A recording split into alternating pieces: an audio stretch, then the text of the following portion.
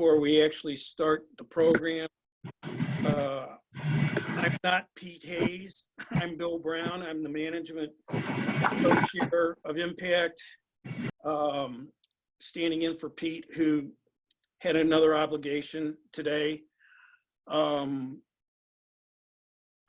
Just quickly, so you'll know, on the meeting setups, there is a place called Q&A, and that's where you will, if you have a question for Lee or Steve or me or anybody else, that's where you'll type in your question, and then we'll know it's there. What we're going to try to do is save answering the questions until the end of each presenter's time, because probably some of those questions that'll be asked, they were going to talk about anyway. So just in the interest of avoiding redundancy, we think that that's probably a pretty good way to proceed. We're slowing down with our participants again, so I don't know.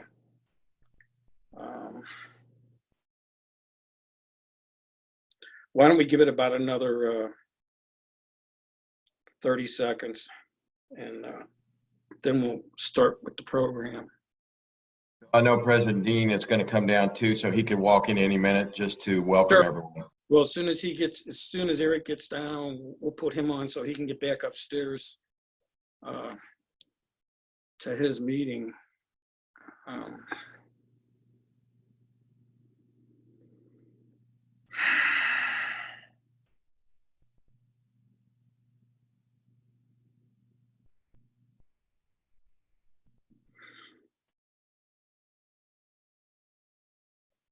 Well, we've got almost 300 of y'all online right now. We had 535 or 40 registrants, but I think we've got enough of y'all online now to go ahead and start. Like I said, I'm Bill Brown. I'm the management co-chair of Impact, who sponsors these webinars, co-sponsors them with the International. We think that we have some pretty timely topics that we've been discussing on these webinars, and today's no different. In fact, it's as timely as can be. Actually, we have two presenters today. Lee Rohrley, who's our Executive Director of Apprenticeship and Training for the Ironworkers Union and Impact. And then Steve Rank, our Executive Director of Safety and Health, also with the Ironworkers and Impact. We already talked about the Q&A button, but for those of you who just got on, I'll repeat myself. Somewhere on your screen, on some of them it's at the top and some of them it's at the bottom, there's a thing that says Q&A. Type in your question and we'll recognize you at the end of each one of either Lee or Steve's presentations. Lee is going to be addressing the Ironworkers Learning Management System and distance learning technologies, LMS online manuals, workbook assignments, unit exams, and instructor resources. And if it sounds like I'm reading you the syllabus, that's exactly what I'm doing. He's got a lot of important things that our members, our contractors, and we want our owners to know exactly what we're doing. And we have a ton of owners on this call, which we really appreciate always when our owners participate with us. Steve will join our call and provide information on the COVID hazards in the workplace. And it seems like that's all we're talking about these days is recognition and mitigation of exposure and mitigation techniques. Steve will talk to you about that, and he's going to talk to you a little bit about some sample safety programs that you might incorporate into your own projects. And like we said, we do encourage questions. We already have a few that have already been mailed in, and we'll recognize the rest of the questions at the end of each presentation. So with that, Lee, it's all yours.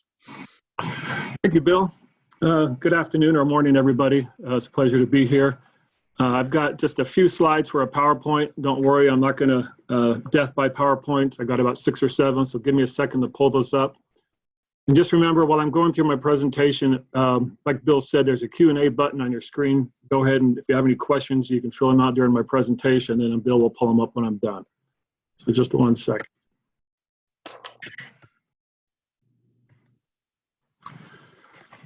Okay. Again, thank you, Steve and Bill, for coming here. It's a pleasure to talk about what the Apprenticeship and Training Department was doing during this COVID disaster. I've got a few slides to show you what we were doing to meet the needs of our contractors and apprentices, like I said, during this disaster.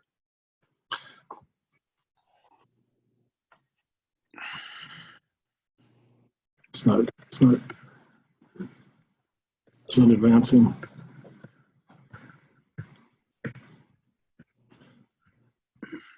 Hang on, I get it to advance. It's kind of froze on me.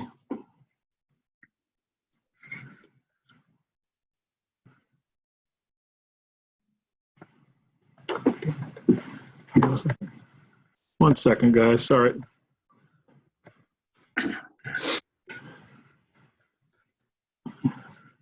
It's not letting me advance the slides here. Steve, you might want to give me a text message. Well, until we get that figured out, I'll just go through a few things. You know, we've got the Apprenticeship and Training Department has had the traditional classroom and hands-on training since the Fitzgerald Act in the 1930s. Everything's been in the classroom or in the shop. You know, that's the meat and potatoes of the apprenticeship programs. You learn about it in the classroom, and then you go out in the shop and put your hands on. But due to the closing of the apprenticeship classrooms across the country and the need of our apprentices to continue to serve the membership of the contractors, we felt the need to look outside the box using the Ironworker LMS system. You know, many high schools, elementary schools, colleges are conducting online courses, and there's nothing like not a little disaster, a big disaster to change the mind of how we present in our apprenticeship programs. So I'll kind of go ahead and kind of explain what distant learning and the LMS is. So distant learning is basically an instructor-led seminar using Zoom, Ring Central, or any other media. It's also called distance education, e-learning, online learning. It's an education where there's actual physical separation of the instructors and students during the instruction. And by doing this, it will help keep the apprentices on their time-based program. They won't miss any time.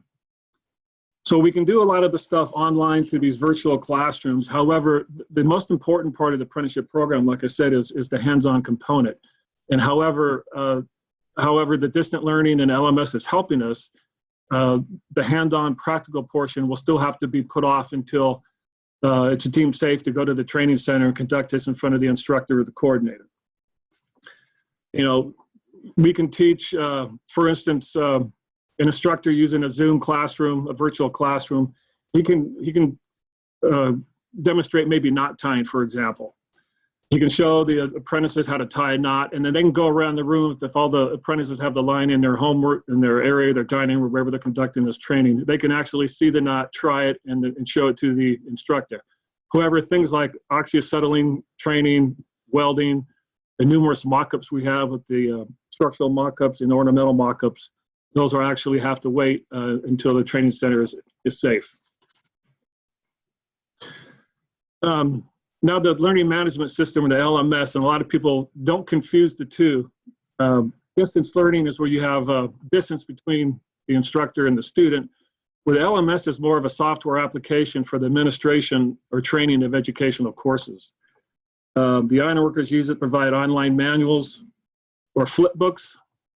They have workbook assignments and to track and keep record the apprentice progress. It's a great tool for the instructors because, let's say the apprentices take a test or a homework assignment online. As soon as it's completed, it's automatically scored. So the instructor knows when it was completed, the number right, the number wrong, and they can also compare the whole class. Say if everybody got one particular question wrong, the instructor will need to go back and take a look at that question. Maybe it was well worded, or maybe he didn't present it well enough in the classroom for everybody to get it right. So it's a great tool for our instructors to have. And like I said, through COVID-19 and the way we're looking at different things, distance learning and the LMS system has jumped through the roof the past 3 or 4 weeks. I think we probably had close to 10 webinars in the last 4 weeks on how to and getting administrative user presentations and access to our coordinators across the country. Like I said, too bad I had a couple of slides. Like I said, they're not too important for this, but one of them was I had a slide on what the instructor-led distance learning would be like. So if you could all recall maybe the old Brady Bunch episode where at the beginning where they have all the kids' faces on the screen, that's basically what we're going to see like for the instructor and the apprentices in the classroom. The instructor can have a camera. He'll be somewhere where he's teaching his apprentices. He can see all the faces. He can take attendance using the LMS. He can screen share. There's a PowerPoint and videos. He can demonstrate, for example, knot tying. He has a chat room for private questions to the instructor and to each other. So it's a great tool. So we're learning through COVID-19 just like anybody else. And it took this disaster for us to maybe change our minds how we start delivery. We've had the LMS and the distance learning for 10 years, but the distance learning program that the Ironworkers had 10 years ago was more, it wasn't really instructor-led visual instruction like we expect it to be now. So my staff department and I, we changed the rules a few months ago. We let our members and coordinators know what we expect when they conduct an online class. So just to rest assured to the, stop this, here we go. Just to rest assured the owners out there that we're still continuing training and doing it correctly. We mandated that every apprentice program, every coordinator, if they're going to conduct distance learning or online training, they have to contact my department first, get permission, and then they have to present to us, me and my staff, exactly what's going on, how they're going to take attendance, what they're going to use, whether Zoom or Ring Central. They have to prove to us they can do it correctly. We probably have about a dozen training centers out there right now doing it. A few more that are coming on board, and these webinars are going to be ongoing as long as we need, and it's really changing everything we're doing.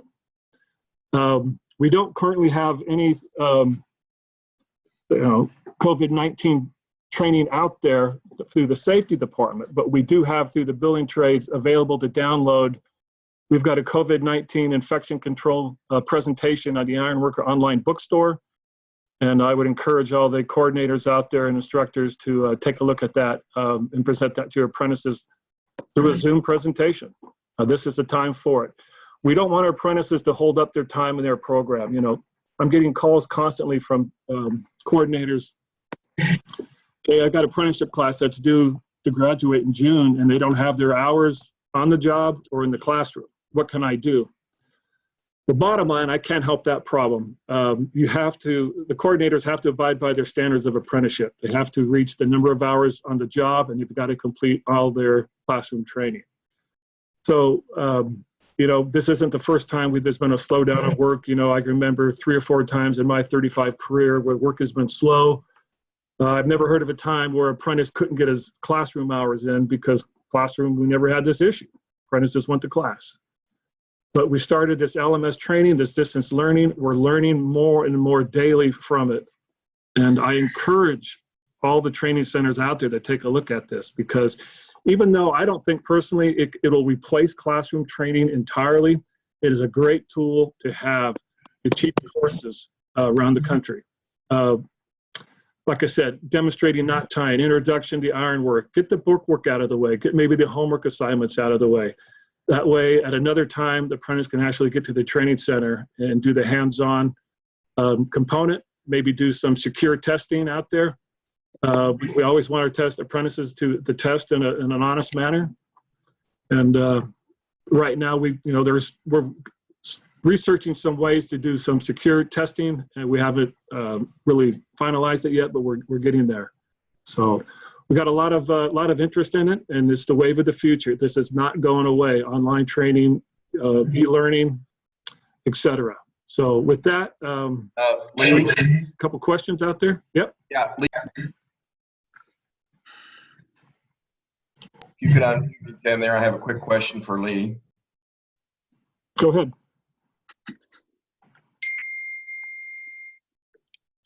There's been a lot of questions regarding the quality of training and how you maintain that. And I know that you have started the Ironworker, the apprenticeship certification program. Can you tell everyone how you maintain the high quality of training, whether it's through distance learning or at the training facilities, the internal program, auditing program that you've initiated to make sure that that quality of training is at the highest level? Well, I've sit on many workforce development committees around the country where I'm the only union, or maybe the only one or two union members. And I sit alongside with a lot of open shop trainers. And I tell you what, they have okay programs. I'm not going to badmouth them, but I'll tell you what, the building trades have really mastered a verifiable training. Through our LMS system, let's say an owner requested, hey, Steve Rank, I want to know your history of training before you step on this job site. You can contact your local apprenticeship coordinator and request a transcript of your training and provide that to your foreman, owner, general contractor, etc. If he wants a copy of your certifications, about 5 years ago on our membership card, on the back of it, you've got your QR code, which houses all the members' certifications. And that's another way we're verifying our training.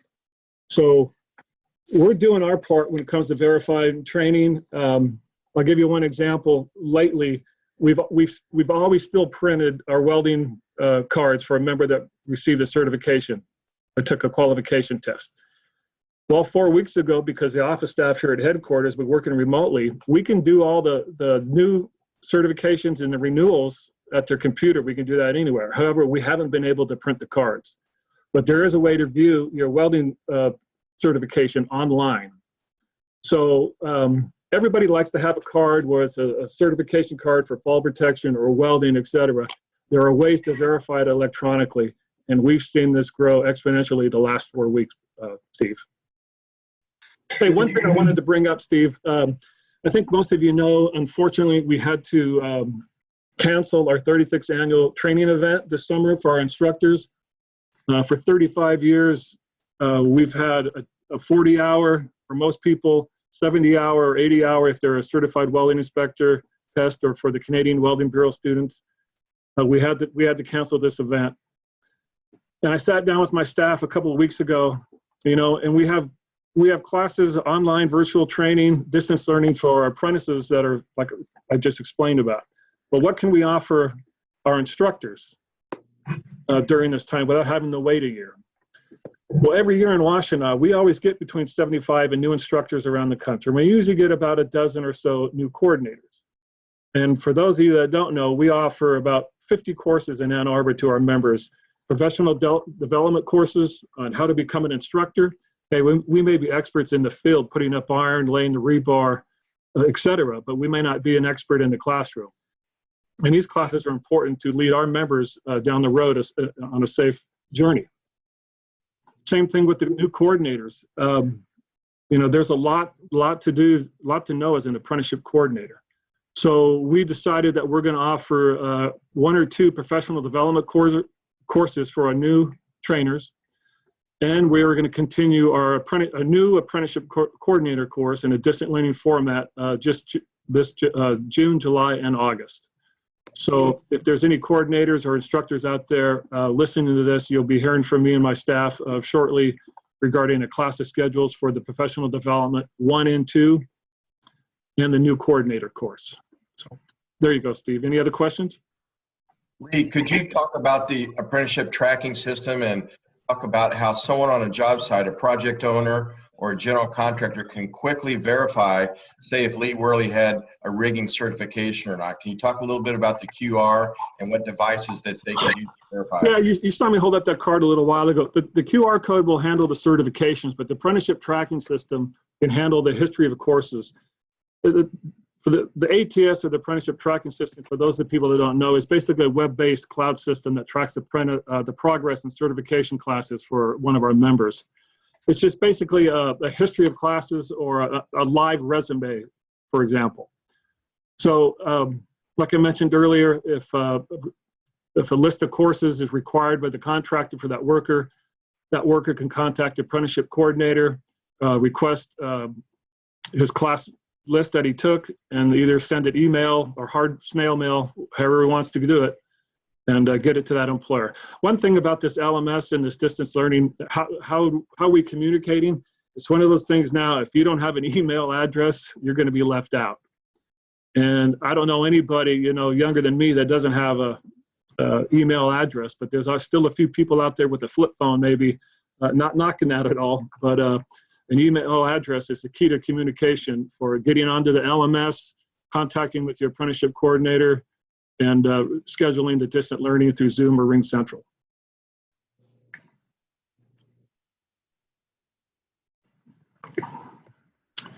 Any other questions? Lee? Yeah.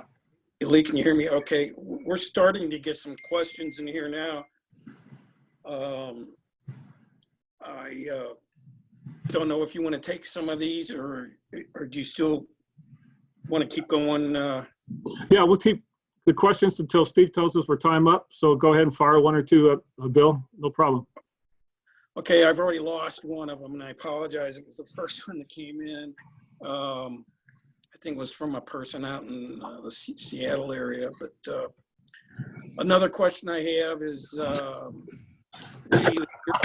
with training apprentices and understanding them at that stage of their career, what message do you have for current apprentices who feel now disconnected from their local program and fearful of their future? Well, listen, I feel for them. I'm big, I'm a baby boomer, and most of us who served an apprenticeship sat elbow to elbow with their classmates in class, and I love that part. That's into virtual training. This is Zoom. It does work. I have constant my department staff every week. Meetings are great. It is working. The training part, there is a little bit of an aspect you're going to lose if you're going to do this virtual training, this distance learning, but hopefully that'll all get made up when that apprentice comes back to the training center to take tests, do the hands-on exercises that is required to complete the program. Like I said, all the mock-ups that we have, all the great mock-ups, the welding, you can't fake welding. You can't fake using oxyacetylene, but what's lost in the classroom hopefully can be made up in the shop, Bill. Okay. I have another question here from Carissa Torgerson.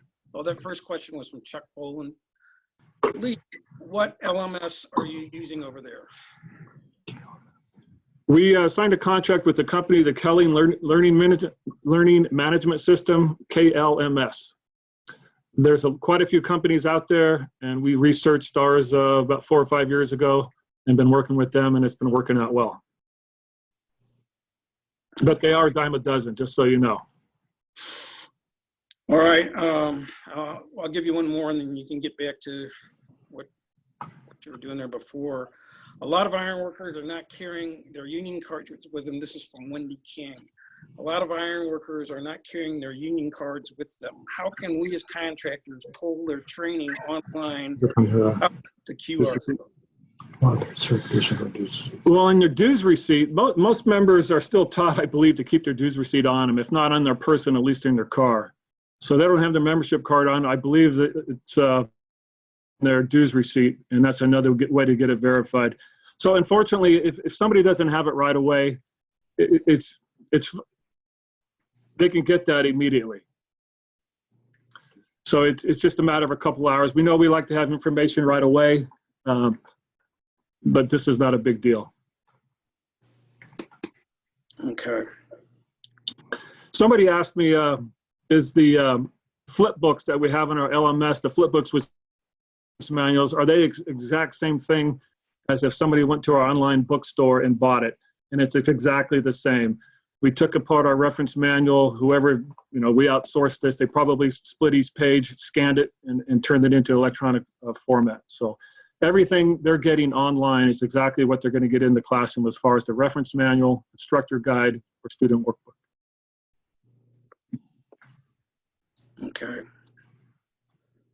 Well, I think I got some more questions here, but I can't get them up. So why don't we move along and I'll see if I can figure this out. So.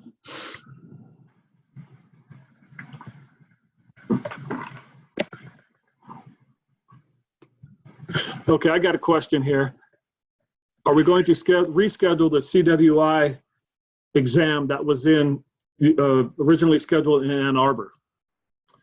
I don't have a date right now. The code book is changing. The instructors that took the prep course for that learned from the D1.1, what year was that, 2010, and they're going to the D11 2020 here, I think September 1st. So I know Ed Abbott, our director of welding, he's on this. We've talked about this. It's in the making, so you'll be hearing from Ed Abbott or my department shortly regarding the CWI exam or the CWB exams. So we will change the dates and hopefully get back to you with something positive. Okay. Can you see all these questions too, Lee? Yeah, I'm going to pull some of them up. Yeah, because it keeps skipping. I'm doing something wrong. So I got a question here. I'm assuming that when the areas start reopening, this is from Thomas Mathis, that we continue training as we've done before. Absolutely.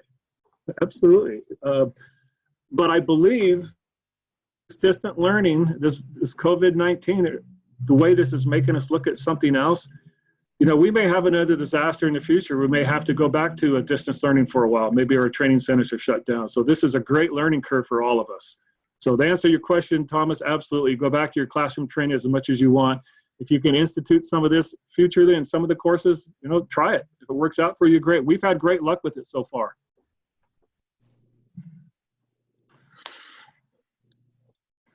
Another question here. Okay, from Fred Maddox. While their status may not change, can we go ahead and give them their pay raise? I'm assuming if an apprentice is scheduled to get a raise, basically I'm going to go back to the old, you got to go through your standards of apprenticeship. You got to make sure that they've got their time and their minimum hours on the job to get their raise.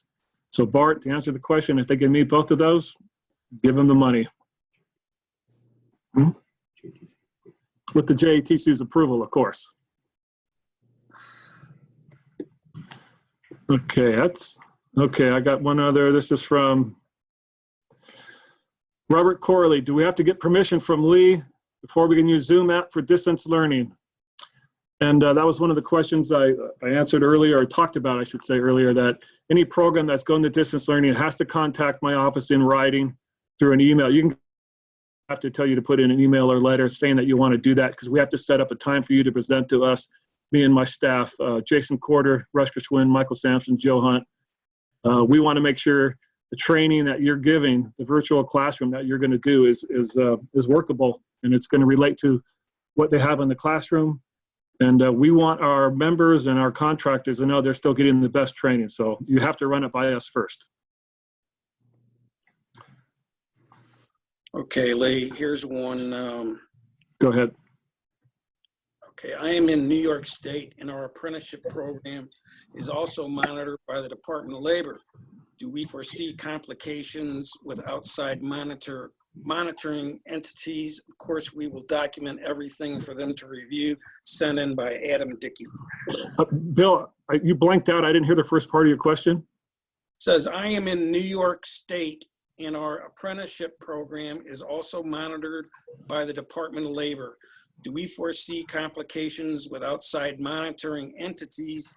Of course, we will document everything for them to review. Adam Dickey. Bill, I'm sorry. It was such a bad reception. I only got bits and pieces of that question. Let me pull another one up. Maybe you're getting better. I had a question that come up and someone would ask me if I could give them a preview of the new D.11 2020 update. Unfortunately, the only way to get that is to purchase it. And I believe it is it out for sale? I believe it's out there right now. So you're going to have to, if you're going to take the test after September, I believe it is, the CWI exam, you're going to have to go to, after September, you're going to have to go to the D1.1 2020 version, not the 2010. Let me see if I can find your question, Bill. I'm in New York State, and our apprenticeship program is also monitored by the Department of Labor. Do we foresee complications with outside monitoring entities? You have to contact, the apprenticeship coordinator has to contact and get approval from his JETC and his registering agency in order to deviate from his apprenticeship standards. So I hope that answers your question. So if you've got two entities, you've got your registering agency and in New York State, you're going to have to get it from all of them. But everybody's been really receptive. I haven't had one training coordinator who's asked permission yet have any issue. So if you have an issue, please let me know and I'll do what I can to help you. How are we doing on time, Steve? Doing good. Any more questions? Yeah, we've got some more. Can you hear me? I don't know if this thing's working or not. I guess I'm. Okay, I got one here, Bill. This is from Bob Knatzer.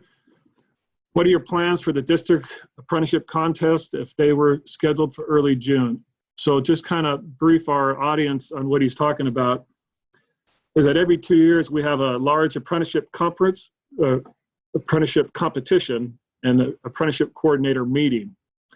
And every even year is the event. And this year it's going to be held the last few days of September, first couple days in October in Denver, Colorado.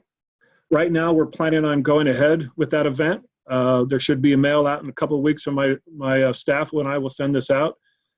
And I've had a lot of questions from district council presidents and local union business managers about, hey, we have a district council competition coming up in May or June, but we canceled it due to social distancing.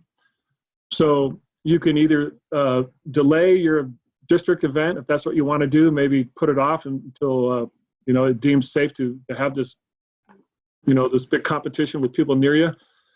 Or you could also, maybe I've had a suggestion from a few people, select your top apprentice from your local, maybe from his classroom scores and his practical scores, and select your apprentices that way, where you don't have the big get together like we have in the past.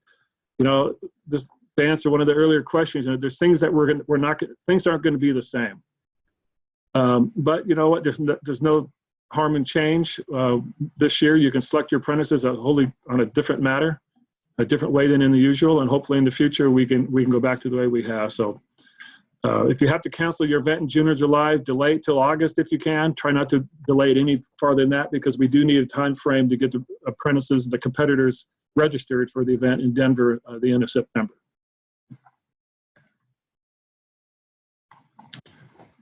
Okay.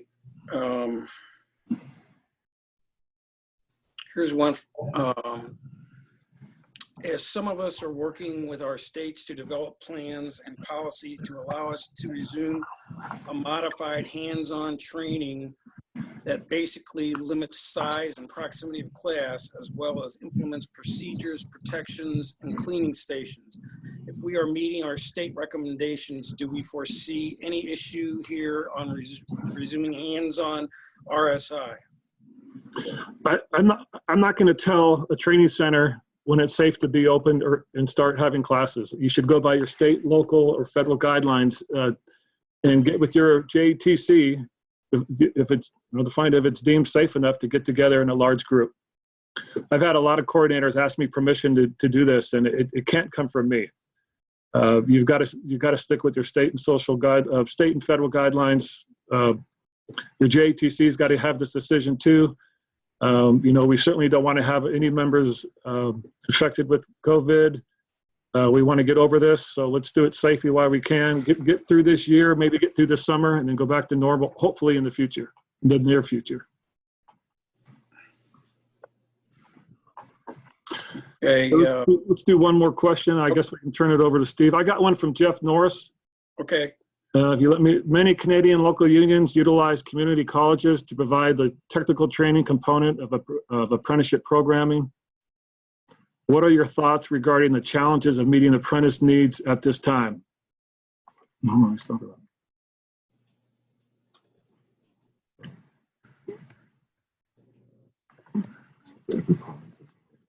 Well, Jeff, every province, I know the little that I know about the Canadian apprenticeships, I do know the provinces are different across your country.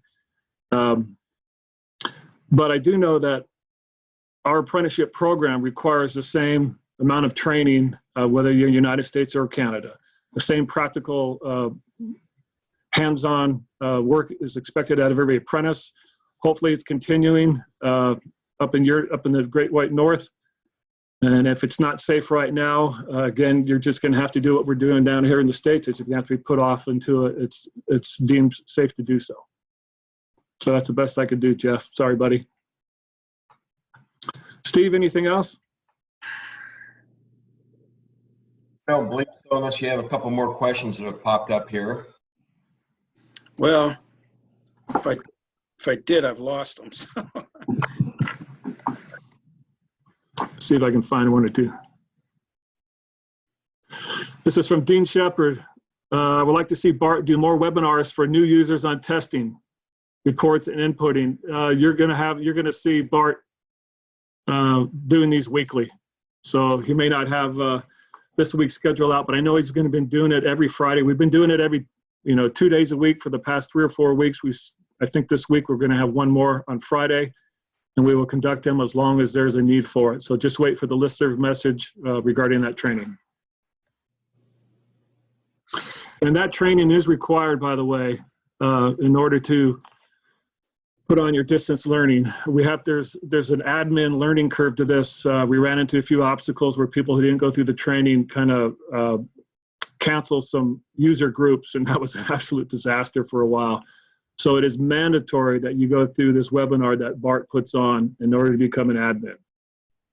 Great question, actually. Could you briefly tell everyone what your annual instructors training course, tell where it is? We have a lot of guests that come in that are shocked about the level of detailed training. If you would just invite these owner reps or general contractors to the next one, hopefully it's next year, and tell them a little bit about what they can expect to see at your annual conference for your instructors. Okay. In the mid-1980s, the trustees of the National Training Fund got together and they decided it was important to have instructor training for our members. And they came with this instructor training seminar. It started out somewhere down in California. I believe it was in Berkeley in 1985. I think there was about 50 participants. And they hired a few college professors that taught professional development courses, like how to put on a class, how to write tests, etc. Everything a new instructor would need. And at the time, after talking with the director, Ray Robertson at the time, he thought this would be maybe a 3 or 4 year deal and then it would end. He thought, okay, in 4 or 5 years, we'll have all our instructors trained, we can end this. And boy, he was wrong in that aspect, but he was right that we need train, and we've had 35 years of this so far. So we've grown from 50 participants in 1985 to over 800 the last few years in Ann Arbor, Michigan. The third week of every July in Ann Arbor, Michigan, we invade Washtenaw Community College's campus. We dorm, we house our apprenticeship coordinators, instructors at the University of Michigan dorm, just a few miles off campus from Washtenaw Community Colleges. And we have about 50 classes that members can take. If they're a new trainer, they have some mandatory classes they have to take, professional development 1 and 2. If you're a coordinator, you've got to take the new coordinator course. We've got hands-on welding, ornamental classes, reinforcing. Impact has a host of courses for contractor courses. So it's a 40-hour week for the regular participant. It's a 70 or 80-hour week if you're a welding inspector, whether in the United States or Canada, because they take a pretty gruesome test at the end of that time. It's a no BS week. It's work 8 hours a day. We feed them well, treat them well. We have a few events at night. We always have a lot of guests and vendors and contractors and new users coming by, taking tours. And I tell you what, they're probably just as eager to go there and see what we're doing as I was my first year when I was a participant in 1991. It blew my mind. You know, it's regimented. It's a stricted program, 8 to 5 every day. We take attendance. If you don't show up, we come down and find you. Where the heck you at? You're supposed to be in class.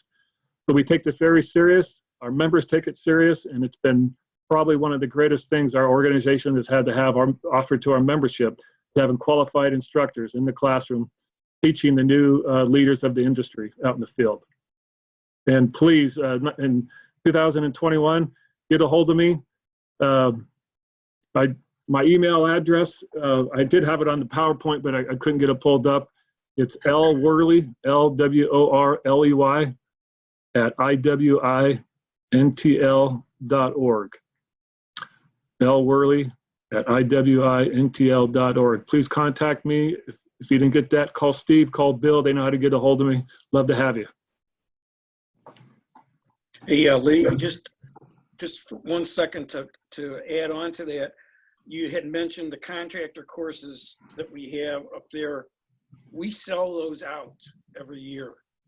And next year, when we are all registering for this, I urge any of the contractors who want their people there to apply early, because as soon as the class, there's basically no exceptions. When we fill the class, that's it. We don't oversize the classes. And we have a lot of owners who come and visit. And as Steve Rank said earlier, they're very impressed with what they see, not only in the Ironworker coordinator training and instructor training, but how we're trying to train our contractor employees as well, and wanna-be contractors. We do a lot of training for folks who wanna consider becoming contractors. And so it's a great program. Lee's budget is pretty big. They don't waste any money on getting this thing done the right way. So I strongly encourage contractors to participate as well. Okay. So Steve, are you done? Lee, is that it? Yeah, I wrote through the questions. I think that's all I can see from my end. If there's nothing else, we can turn it over to Steve. You're up, Steve.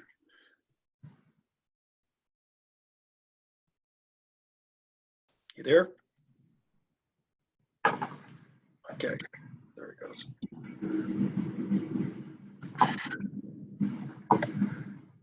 Okay, can everyone see the PowerPoint? Yes. Okay, good. First of all, I wanted to introduce the safety department staff. I'm really pleased with their help, their assistance, and I appreciate their general officers and Impact providing us with the funds to employ these people. We have Wayne Cressup, who's a district safety representative located in London, Ohio. Wayne has a vast background with working with industrial projects, with regulatory issues, safety and health issues, and he's been a great asset. We have Jeff Norris, who's the full-time Canadian safety coordinator from Canada. He's located in Alberta. And Jeff has been an Ironworker all his life, and he is handling all the safety and health issues throughout Canada and all the different provincial provinces and those type of different requirements. And Jeff is also working very closely with Wayne and myself on program development, some of which you'll see today. Supporting all of us, and without them, we couldn't do it, is Christy Rose and Sandra Latusqua.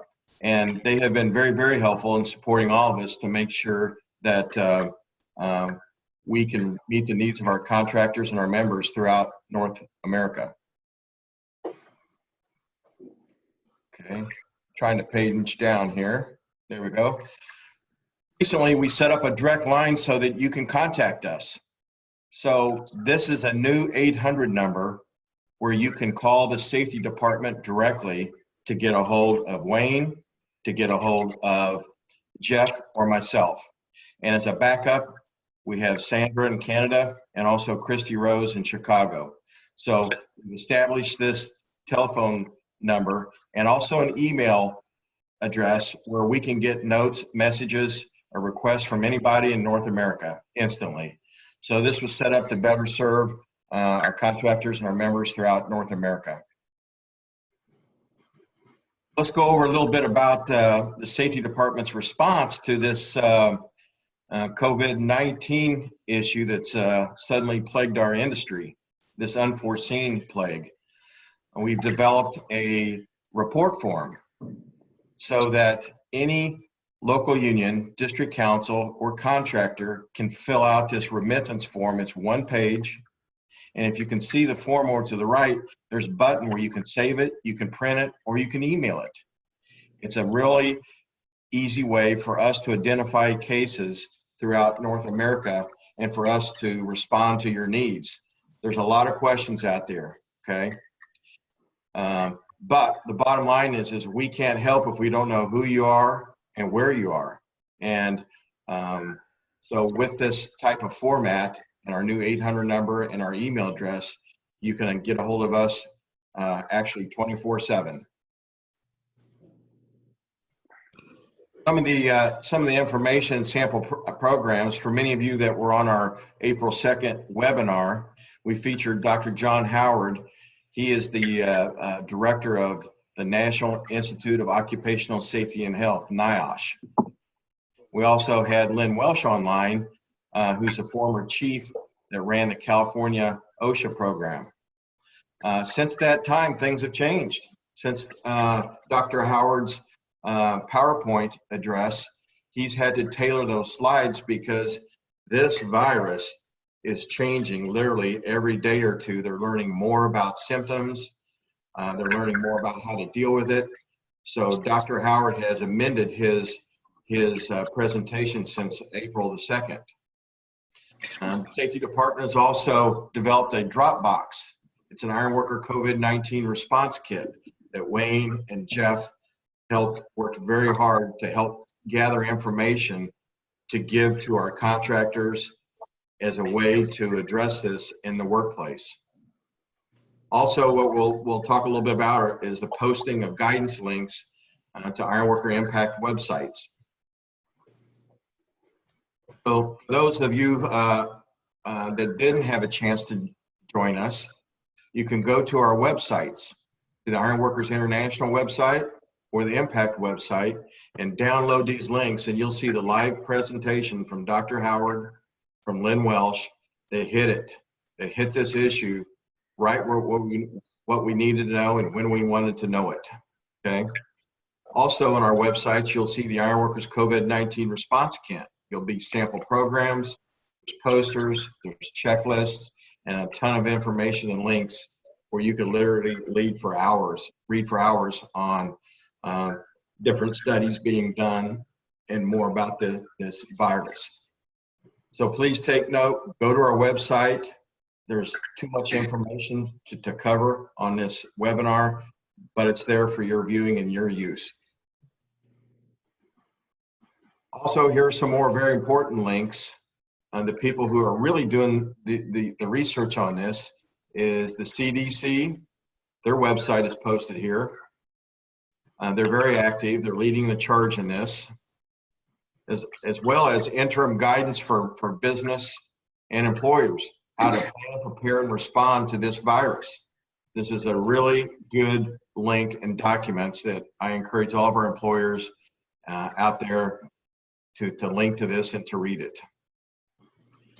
The OSHA, the Occupational Safety Administration Program, if you go to their website, you will see that they have compiled a vast amount of information from the CDC, from NIOSH, and other types of agencies to encompass this as best as they could. So I appreciate them posting this on their website. So we want you to know that there's no lack of information on this, okay? We have our websites here. It's fully posted here, and you can click on these links and get just about anything that you want to know. Also, Jeff Norris posted the website for Canada for all of our viewers and throughout Canada today. Here's a website that addresses specific issues from the government of Canada. So I appreciate Wayne getting that posted for assistance. So let's talk a little bit about this COVID-19 response kit for contractor use and modification. Okay, I can't stress enough, there's not one size that fits all when we deal with this. Just like there's not one size fits all when it comes to fall protection systems. There's not one system that can provide adequate fall protection in various applications and activities that we do throughout the day. Same thing holds to this COVID-19, okay? So we have documents that Wayne and Jeff prepared that are contained in this Dropbox file that contractors can use it, and we want you to modify it.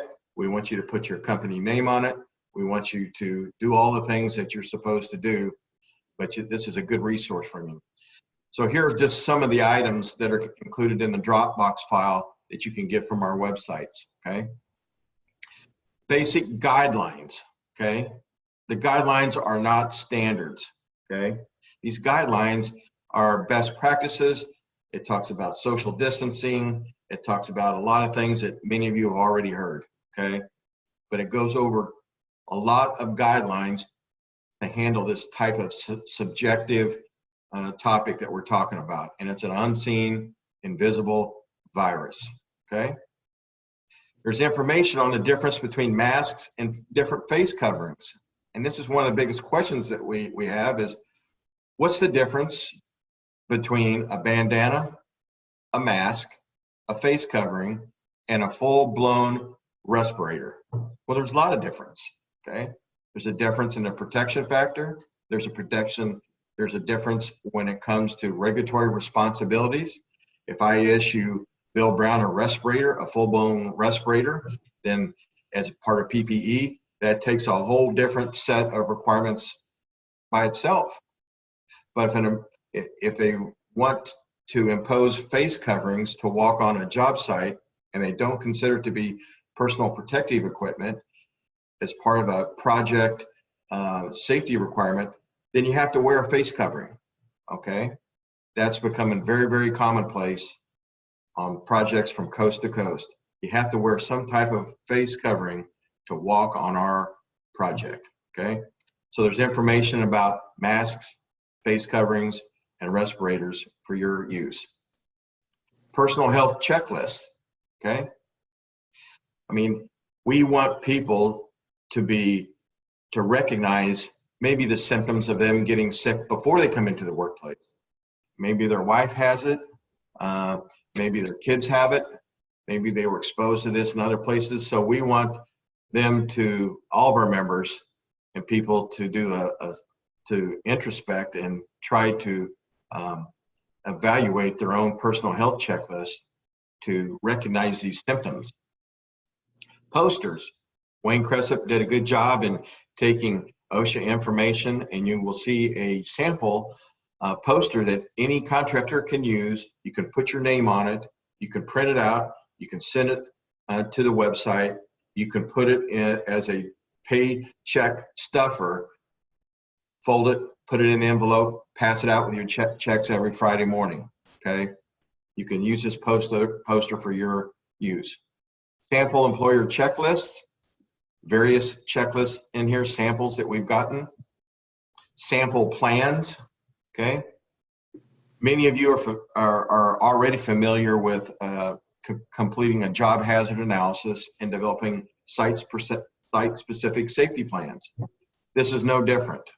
You have to develop a plan to address this invisible virus, just like you do a site-specific safety plan if you're going to erect a 20-story building, okay? You have to look at it in the very same context. Training. It's up to the employers to ensure that their employees have been trained on whatever your program is. So I think Jeff Norris put a lot of information about training. And also, what do you do if you or someone else is sick? How do you handle that if you're sick and you're at home, you want to come back to work, there's a lot of unanswered questions. This Dropbox contains tons of information for you to use to answer these basic bullet point questions. Here's the poster that Wayne Cressa put together. On the left is a blow up of the 10 items, and you can edit those to include or edit anything that you want here. But on the right is a basic form where it says insert company name here. We encourage all of our employers to use this as a training and education thing to provide all their employees. So you can put your company name on it. You can talk about the safety coordinator for your company that provided this instruction, the date, the time, and a place to put your company logo. This is also good verification that you're complying with the OSHA Act, that you have to instruct employees on hazards in the workplace. And this is certainly one of them. So this is just another way for you to use to document and to validate that you are providing instruction as an employer to your employees. So use it to your benefit. It's in the Dropbox file. And finally, as I said a minute ago, we have to treat this like any other safety program or site-specific program. But this is on the health side.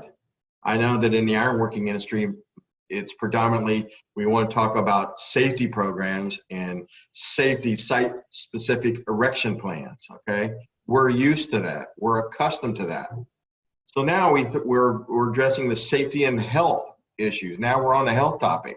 So it may be a little bit different. It may be cumbersome, but we still have to follow the same protocol employers do as far as addressing this in the workplace. So let's just take a look at a few of them here. Number one, you have to have a written program. You have to have a written document, okay? One of the very first things in the OSHA Act under the construction standard is that the employer shall initiate such written programs to address workplace hazards. So you have to have a written program. So thanks to Jeff and Wayne, we have some sample programs for you to use and you to edit. Number two, you have to designate a competent person. In this case, you want to make sure that they know something about this COVID-19. You can call them the COVID safety coordinator, but at the end of the day, you have to make sure that this person has information. And number two, that you are giving them the authority to recognize hazards and to make changes. They are a competent person in this role. You have given them the authority to recognize and make changes in the workplace, okay? The definition, the long-standing definition of a competent person. You may want this competent person and this COVID safety coordinator to see those type of activities where we're not maintaining a 6-foot distancing. What if our workers are running in the change shack, eating their lunch, and for 30 minutes and running out? That's not practicing safe distancing, right? So we want this person to be able to recognize it, the hazards, and to take corrective action. Number three, do you as an employer, are you adequately communicating your program to your employees through training and instruction, okay? The little poster is just one. In these documents, there's other things that you can educate your employees on. But make no mistake about it, the employer is under the mandate, under the OSHA Act, to have a written program, to designate competent, qualified people, to communicate the written programs to their employees, and you have to validate that. You have to document that you provided training and instruction to your employees, okay? The next thing is you have to initiate and document workplace inspections by a competent person, okay? These people have to walk the jobs, and OSHA doesn't say you have to do them daily, weekly, or monthly. What they say is that the employer must initiate workplace inspections on a, quote, frequent and periodic basis, okay? You may have to do this on a daily basis as we return to work next week when these job sites are opening up. And so you have to have all these things in place. And it's important to also document these workplace inspections because you're going to be asked for them, okay? If someone challenges that you didn't follow all the guidelines, the safe practices, and there's been complaints or whatever, you're going to have to cough up the written program, the designation of the competent person. You're going to have to prove that you adequately instructed and trained your employees on this, all right? And that you did workplace inspections to help identify non-compliance and hazards in the workplace, okay? In addition to fall hazards, impalement hazards, defective or rigging equipment that we inspect prior to each use or prior to each shift every day. This is just another thing that they're going to have to go out and look for, you as an employer. The type of things that we want them to identify, once again, is physical distancing, the PPE when it's required, when it's not, face coverings, what is your policy, what is the project owner or general contractor's policy on face coverings, okay? The issues are cleaning and maintenance and disinfecting these N95s. One of the questions that we've been asked, all of us in the safety department, is can we reuse the N95 masks? The answer is yes. And some of the documents that Wayne and Jeff and Christy and others and Sandra have posted in the Dropbox files is the cleaning and disinfecting of the N95 masks, okay? And this came straight from the people who did the research and said, yes, there is a way to do this. So that's in there as well as how you disinfect tools and surfaces, etc. Okay? If you're in a shop environment, there's a lot of doorknobs, there's a lot of controls for overhead cranes, right? There's a lot of handles for punch presses, shear presses, and multiple tools that all the workers in the shop are going to be using throughout the day. So at some point, do you have someone that's sanitizing this either at the beginning, during, or after the shift, okay? Someone has to do this. We've learned that the half-life on this thing can last days. I'm not sure now what the life of this virus is under certain temperatures. I'm not sure. I can't recall. But I know one thing, it lasts more than in a few hours.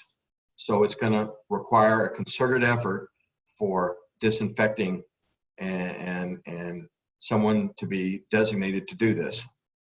Another practice is staggering work activities when possible, okay?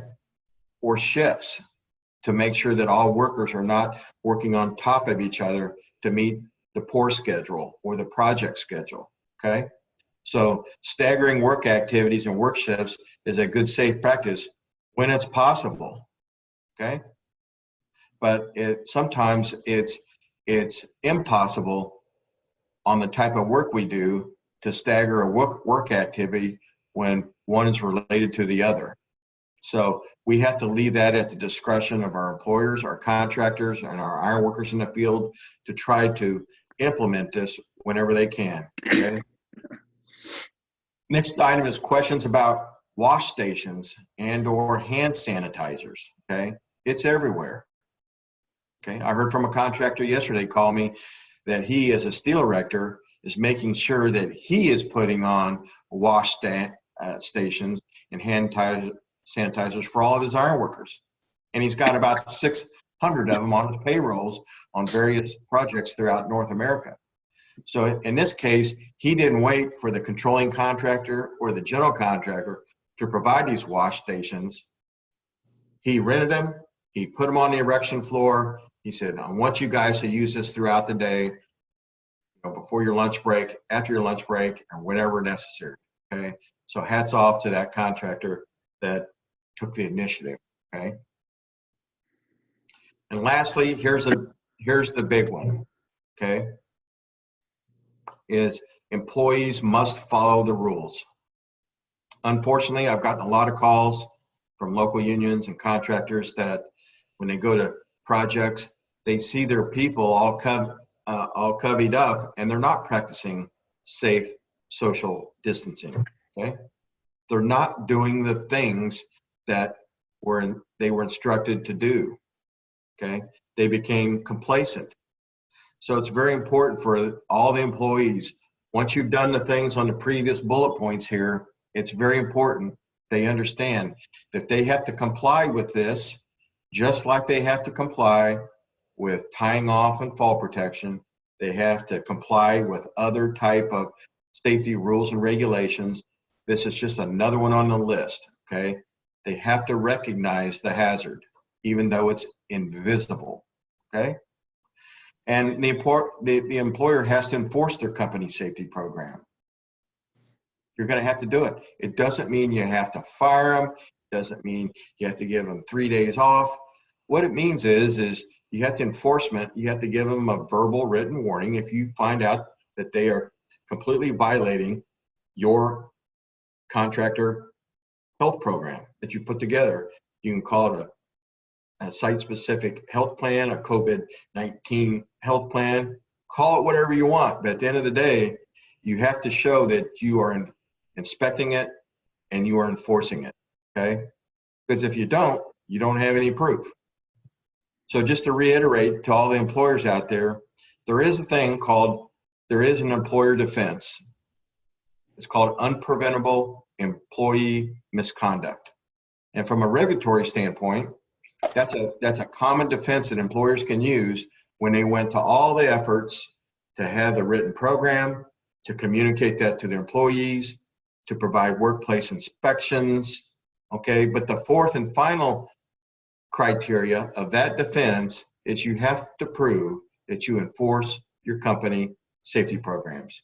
You could have the previous three, but if you don't have the fourth one, then it's not going to hold up, okay? Sometimes I ask the employers, I said, how many times and how often do you fire or lay off someone when they don't show up to work? Immediately.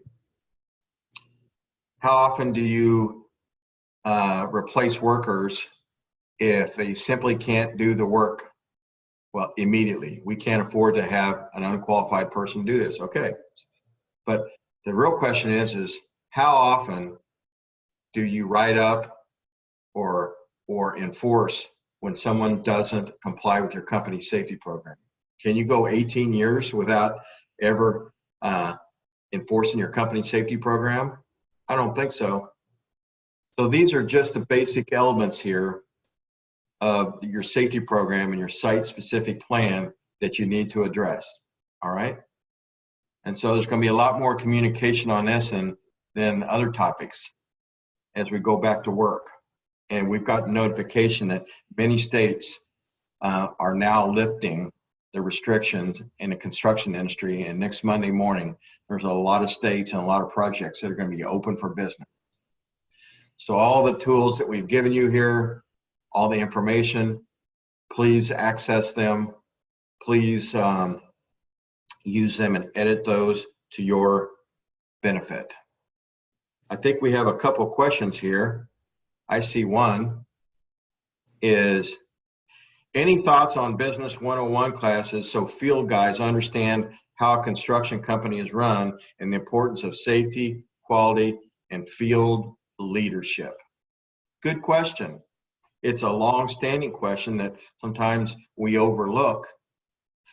But our ironworkers in the field, they need to know how companies are run.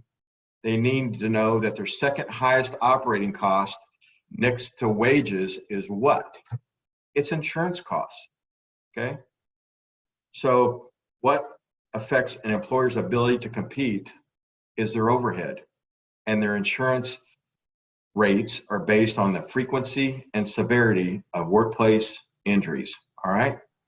All that becomes a determining factor. So one of the things I agree with this question here is we need our members to understand that safety performance leads directly, it's directly related to a contractor's overhead and their ability to compete in today's marketplace, period.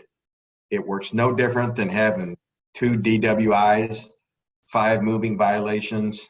We'll forget about all the parking tickets, but all that stuff goes into your record in your experience modification rating and affects a contractor for 3 years, okay? So that's a good question.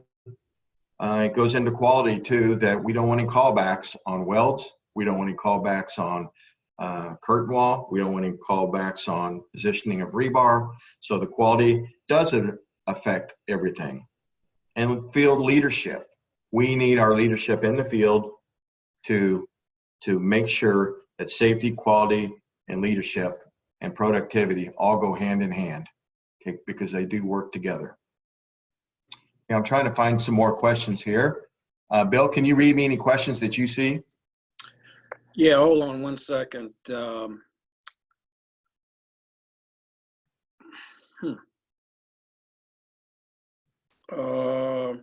Can you please turn the link into a hyperlink? That's from Jack Laher. I'm not sure what that was all about. Huh.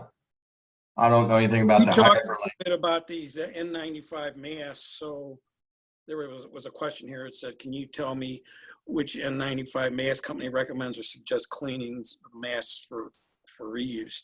Do you? Okay. Yeah. In the Dropbox file are specific instructions on how to disinfect and reuse an N95 mask.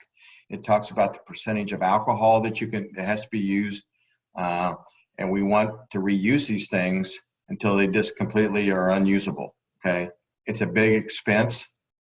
I'm glad they brought this up because we took the initiative about a month ago to put in a purchase order of several thousands of N95 masks that we want to distribute to Lee Worley through the training department so that his instructors and coordinators can use these around the United States.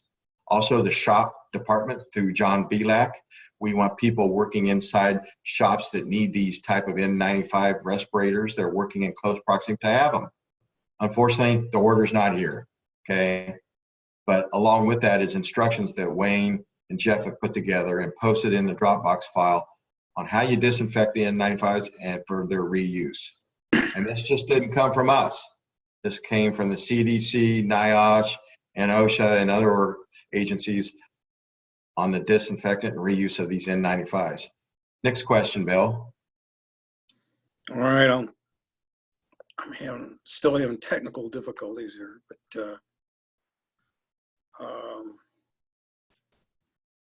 can you read any of these, Steve? I do. Okay, because it's saying now I don't have any questions, and I just had 9 questions, so I must have pushed a bad button or something. So. Okay. Here's another one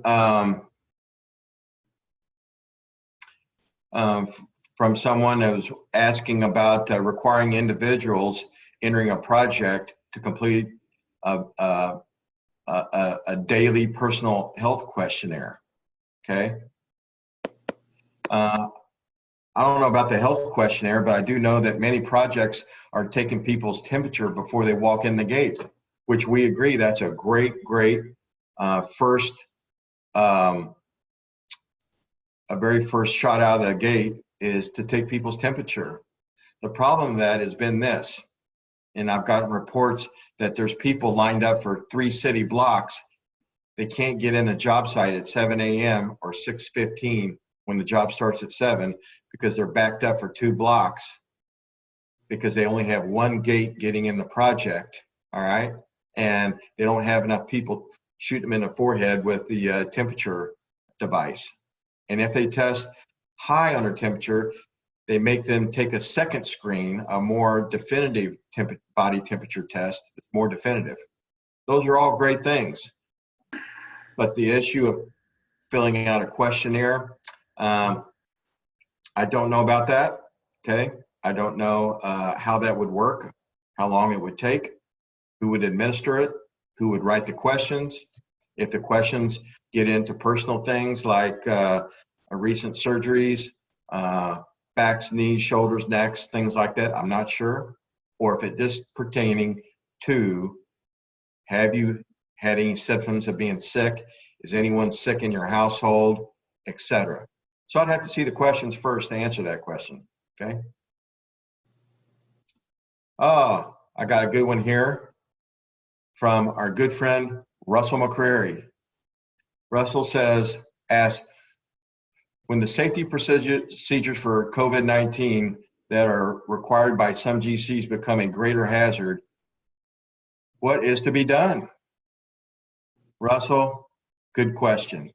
We've gotten reports on some projects that are requiring our members to wear full face shields, goggles underneath the full face shields, a respirator underneath the full face shield, a gaiter neck sock, and rubber gloves underneath our common work gloves.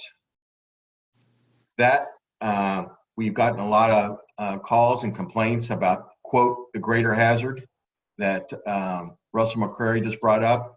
And if you're rough laying deck, it's imperative that you see how to get your endos on your sheet. How do you get your lap splices on the male and female connections of the sheet so that they interlock and they won't slide open when you're trying to rough lay deck in a 30 by 30 bay.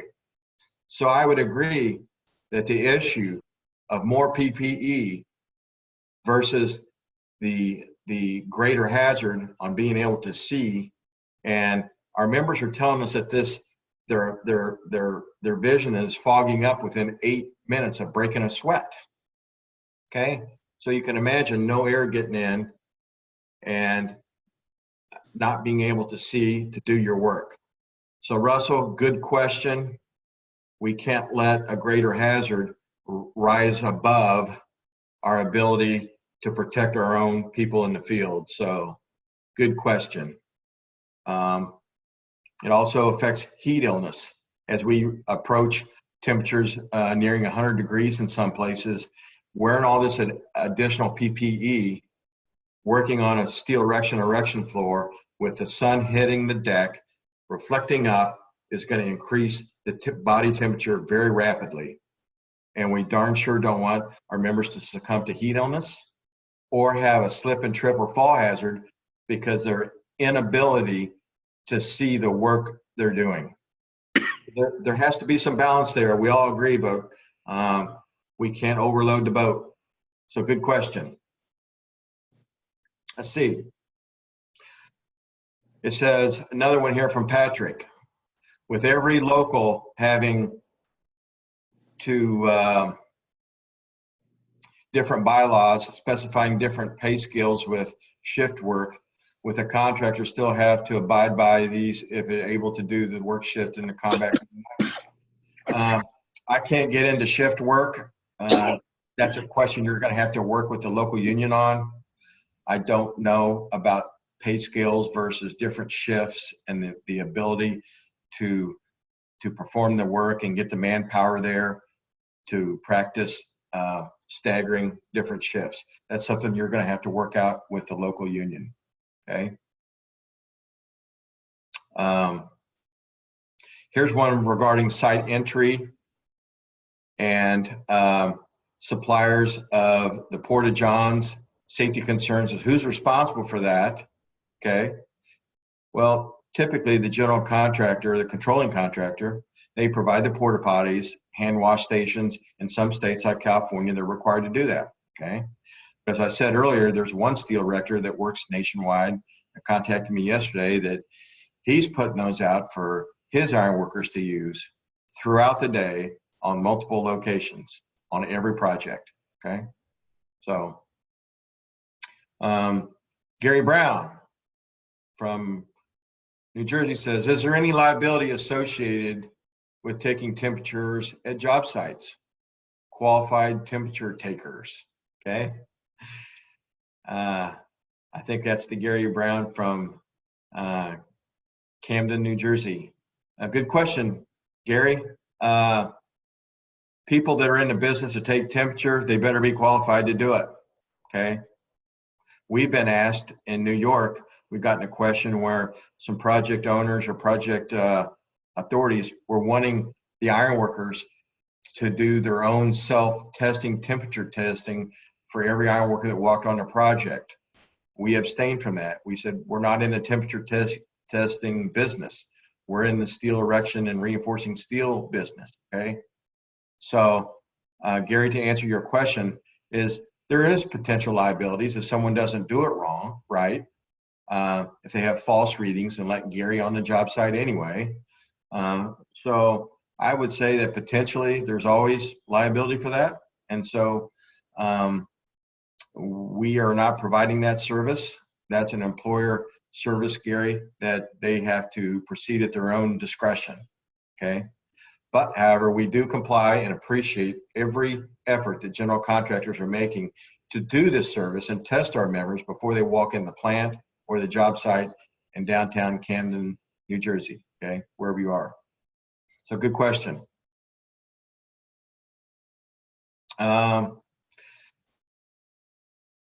The ability of PPE, I see another question, is what do we do when we can't purchase it?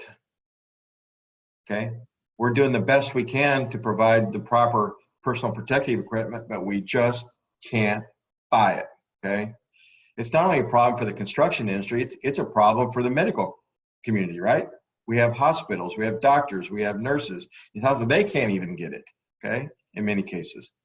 So that's a problem. I can't answer the question.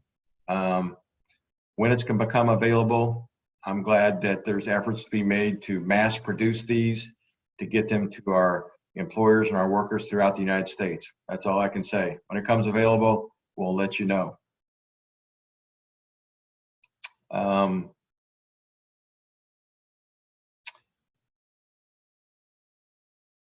Anything else that stands out here, Bill Brown? A good question that you see.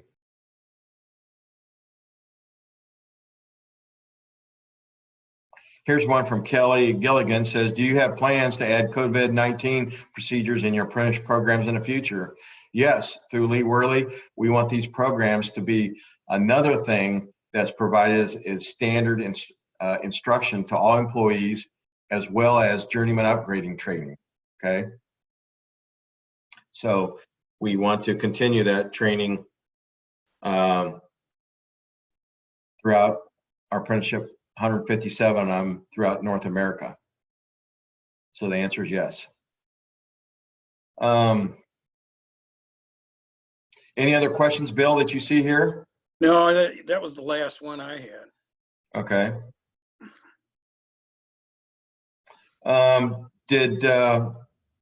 Did Lee or anyone else have any other questions? Steve, I had a question come to me. Someone asked me through a text message, are we going to have some sort of certification course for COVID-19 for our members? I wouldn't call it a certification course at all, Lee. I would just say that Billy, Jimmy, and Johnny were provided instruction on COVID-19. Maybe next year it's COVID-20, we don't know. But there doesn't need to be a certification for that. There needs to be instruction and documented that they received proper instruction on the hazards with this and the safe practices and everything else that we're going through. So I would say there's no need for a certification, but there is a need for training and instruction.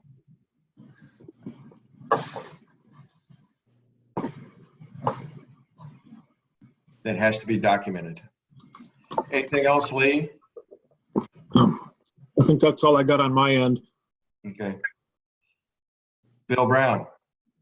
One of the questions that I got the other day from one of our contractors had to do with the multiple sites that they're working on, and the old thing, and you mentioned this earlier, about, well, on this job, the CM wants us to do this, on this job, they want us to do that. And it sounds like through some of these things you had in your PowerPoint, there's going to be ways for our contractors to perhaps show this to their clients and go back to them and say, well, here's, we're working with our international and our labor management group, and this is what we're kind of coming up with, and maybe they'd let us take ownership of that. And I don't know, how much conversation you've had along those lines, but I did get that from one guy the other day. So yeah, I mean, Bill, that's a good question, and it's one of the many of hundreds of questions that we're fielding right now that maybe we don't have the authority or the ability to answer right now. Okay. but certainly things that keep arising from the workplace and employers throughout the nation. Steve, this is Lee. I had another question come in. Hey, forgive me, my phone's been blowing up since this webinar with people contacting me personally regarding this. And one of the questions that I thought would be a good one, and if it came up before, like I said, please excuse it. A member asked if a member came up positive and he made it through the recovery, what are the conditions to get back onto the job site? Well, I think that that would be a release from their doctor. I know that every member that has been diagnosed with this was probably given instruction by their treating physician, okay? And that's a question for their doctor is when am I not contagious? That's a question. When can I return to work? Well, basically that's going to be on how good they feel. Maybe it drained their system physically and it lowered their immune system. So maybe it's going to take them a couple, 2 or 3 weeks to rebound, to get back in shape to do the work that we do. But do you think there's a responsibility on part of that affected worker who was infected to tell his employer? Yeah, or like you said, is it just up for the doctor to release him to full duty? Yeah, I would think that if it was you or me working for an employer and we were going to be off for 3 weeks, our employer would know it, number one. Number two, our employer would probably say, Lee, I want you to come back as soon as you can, not too soon, not too late, whenever the time is right. So tell me when you and your doctor feel like it's time for you to come back into the workplace. I think that that's a medical decision based on the employee or member and their doctor when they're ready, okay? It's nothing that you or I can make that determination. Gotcha, thank you. Okay.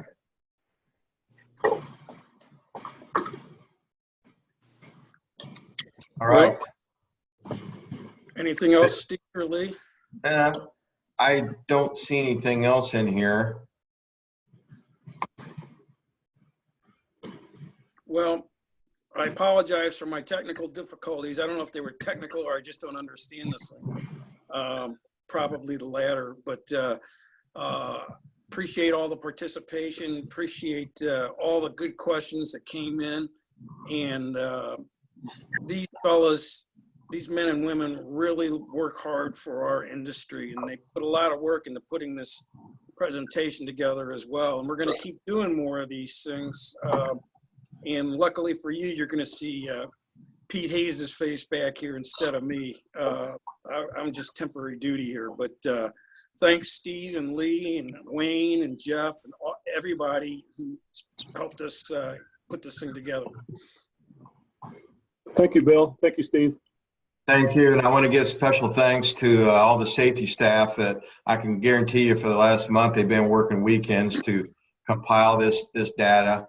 And that's Wayne Cressup, that's Jeff Norris, and that's the two supporting people, Christy and Sandra up in Canada. So much thanks to them, the team, for getting us out. I also want to thank Sarah at the Impact Office to help get this message out in a short period of time. I think we got 600 or 700 people on today with only a 2-week notice, okay? So thanks to Sarah for all her help, the Impact Office, to get this out in the airwaves, to help market this as some help for our contractors and members. So thanks, everyone. Okay, I guess we'll all just sign off right now, and we'll see you the next time. Thanks. Thank you again. Bye-bye. Thank you.